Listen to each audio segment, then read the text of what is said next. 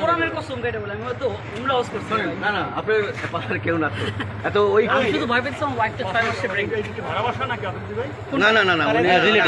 না না এটা আমাদেরই বাসা আমার চাচা আমার আপন দাদার বাসা হ্যাঁ দাদা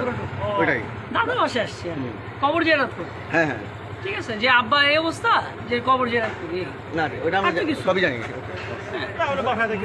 আমি কেমন ছেলে এটা এটা তো মাসুম স্যার আছে মাসুম স্যার সবাই ওই যে মাসুম স্যার আসি আসি আপনার ওয়ালেট ওখানে সাথে দেয় লোকটা পরে মরে গেলে আমি তো সেটাই ওয়ালেটটা আমার ওয়াইফকে দিলে ভালো এটা বেক চিন্তা করুন এটা বেক একটা সানসেটে গিয়ে এটা আমার ওয়াইফকে দিত স্যার এটাও ধরেন স্যার আপনার ভাই আমার বেক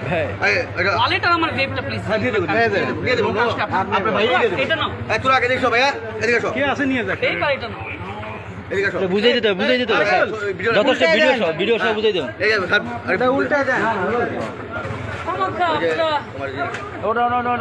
আমি সুন্দর করে বলতেছি হ্যাঁ। আমি বিদায় নিয়ে যাই না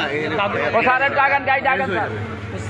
একটু হ্যারে ধরে আপনি তো বুঝেন এগুলো আমি ডিবিতে যাচ্ছি না আমরা কোথায় যাচ্ছি ডিবিতে